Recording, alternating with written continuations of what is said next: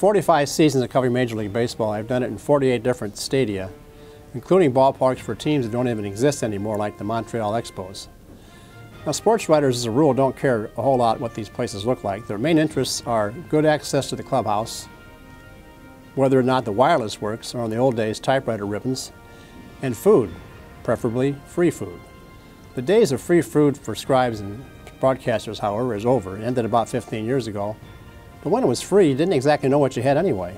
For instance, in New York Shea Stadium, the food line was a steam table, much like the old press box cafeteria across the street from the Post-Dispatch. When you got in the serving line at Shea, you were greeted by an angry voice saying, "What do you want?" There was so much steam on the glass you couldn't tell what it was. You would peer in hoping for some clue. Then in the end, you just pointed to something and took your chances. It might as well have been fried cockroaches, but you just didn't know.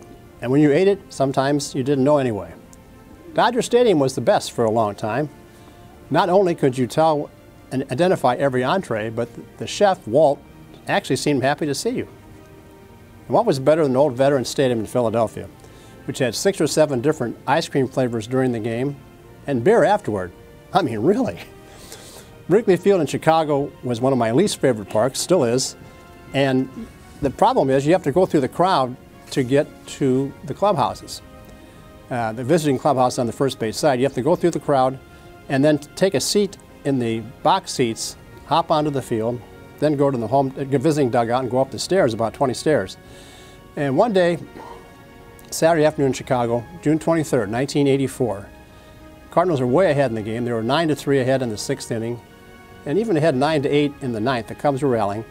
But I started my trek downstairs, and it was hard to find a seat that day because it was a sellout crowd. Finally, I found one behind a big fat guy, Cubs fan, sitting in front of me enjoying his beer. Ryne Sandberg hit a home run off Bruce Sutter in the bottom of the 9th inning, to tie the game at 9-9. So, as opposed to going out of the field and heading to the clubhouse, I still had to sit in the stands a while longer. Cardinals scored 2 runs in the top of the 10th. However, Ryne Sandberg homers again off Bruce Sutter to tie the score, and my fat friend in front of me was very excited. He dumped his beer backwards and spilled it all over me. "Oh, sorry, buddy," he said. The Cubs would go on to win the game in the 11th inning, and began my trek to the visitors' clubhouse, reeking of old style. The Wrigley Field beer didn't taste as good as ours in the day. It sure didn't smell as good either. And by the way, somebody owes me for the cleaning bill, I think. If you want to know more about a St. Louis sports figure or a particular moment, email the Commish at rhummel@post-dispatch.com.